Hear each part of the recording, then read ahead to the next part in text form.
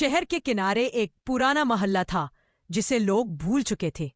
گلیاں ٹوٹی ہوئی، مکان خستہ حال اور بجلی کا نام و نشان تک نہیں۔ اندھیروں میں ڈوبا یہ محلہ دن میں بھی اداس لگتا تھا۔ اسی محلے میں 12 سالہ احمد اپنی ماں کے ساتھ رہتا تھا۔ والد چند سال پہلے ایک حادثے میں چل بسے تھے اور احمد کی ماں سلائی کر کے گھر کا خرچ چلاتی تھی۔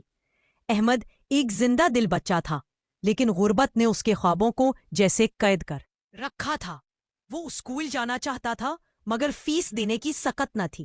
وہ اکثر شام کو محلے کے بچوں کو اسکول سے واپس آتے دیکھتا، ان کے بستوں اور کتابوں پر نظریں جما کر سوچتا، کاش میرے پاس بھی بستہ ہوتا، کاش میں بھی پڑھ سکتا۔ محلے کی سب سے بڑی پہچان ایک پرانا چراغ تھا جو محلے کے چوک میں رکھا تھا۔ برسوں پہلے یہ چراغ روشنی دیتا تھا مگر اب زنگ آلود ہو کر بیکار پڑا تھا۔ احمد اکثر اس چراغ کے پاس بیٹھ کر خواب دیکھتا۔ ایک دن اس نے ماں سے کہا، امی، اگر یہ چراغ جل اٹھے تو محلہ کتنا روشن ہو جائے گا؟ ماں نے ہنستے ہوئے کہا، بیٹا، اب یہ چراغ نہیں جلتا، یہ زمانہ گزر چکا ہے۔ مگر احمد کو یقین تھا کہ اگر محنت کی جائے تو کچھ بھی ممکن ہے۔ اگلی صبح وہ لوہے کی پالش اور کپڑا لے آیا۔ کئی دنوں تک چراغ صاف کرتا رہا۔ محلے والے ہنستے، کہتے یہ بچہ پاگل ہے، اس چراغ کو کون جلائے گا؟ احمد نے طے کر لیا تھا کہ وہ چراغ کو پھر روشن کرے گا، چاہے کچھ بھی ہو۔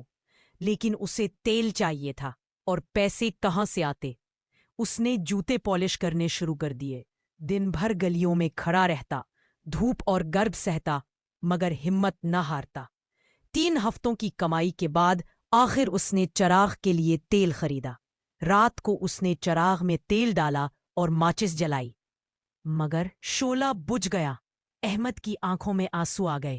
شاید لوگ ٹھیک کہتے تھے، یہ کبھی نہیں جلے گا۔ اچانک ایک بوڑھا آدمی جو اکثر دور سے احمد کو دیکھتا تھا قریب آیا۔ وہ محلے کا پرانا استاد حکیم صاحب تھے۔ انہوں نے کہا، بیٹا، چراغ صرف تیل سے نہیں جلتا۔ احمد نے حیران ہو کر پوچھا، بتی کہاں سے ملے گی؟ حکیم صاحب نے مسکرا کر اپنی جیب سے ایک پرانی بتی نکالی۔ یہ رکھ لو، میں جانتا تھا تم ہمت نہیں ہارو گے۔ احمد نے نئی بتی ڈالی، ماچس جلائی اور چراغ روشن ہو گیا۔ روشنی کے ساتھ ہی پورا محلہ حیران رہ گیا۔ بچے تالیاں بجانے لگے، بوڑھے خوشی سے رو پڑے۔ احمد کی ماں نے اسے گلے لگا لیا، بیٹا، تم نے ناممکن کو ممکن کر دیا۔ یہ چراغ صرف لوہے اور تیل کا نہیں تھا، بلکہ امید اور محنت کا چراغ تھا۔ لوگ اب رات کو محلے میں بیٹھ کر باتیں کرنے لگے۔ احمد کا حوصلہ بڑھا۔ وہ پڑھنے کا عزم لے کر دوبارہ استاد کے پاس گیا۔ حکیم صاحب نے کہا، بیٹا، محنت کرنے والا بچہ تعلیم سے محروم نہیں رہ سکتا۔ میں تمہیں پڑھاؤں گا، فیس کی فکر مت کرو۔ یوں احمد پڑھنے لگا۔ دن میں جوتے پالش کرتا، شام کو چراغ کے نیچے پڑھائی کرتا۔ لوگ بھی متاثر ہوئے اور جن نے اس کی ماں کی مدد شروع کر دی۔ محلہ بدلنے لگا، ٹوٹی گلیاں بھی صاف ہونے لگی اور لوگ بھی مل جل کر رہنے لگے۔ کچھ سال گزرے۔ احمد نے اسکول مکمل کیا اور انجینئر بن گیا۔ اس نے وعدہ کیا تھا کہ وہ اپنے محلے کو بھی روشن کرے گا۔ پہلی تنخواہ سے اس نے بجلی کے کھمبے لگوائے، تارے ڈلوائے اور محلے کو ہمیشہ کے لیے روشنی دے دی۔ جب پہلی بار بلب جلے تو سب نے احمد کو یاد کیا، وہ بچہ جس نے اندھیرے سے جنگ جیتی تھی۔ وہ پرانا چراغ آج بھی محلے کے بیچ میں موجود تھا اور لوگ کہتے تھے، یہ صرف چراغ نہیں، یہ احمد کی محنت کا نشان ہے۔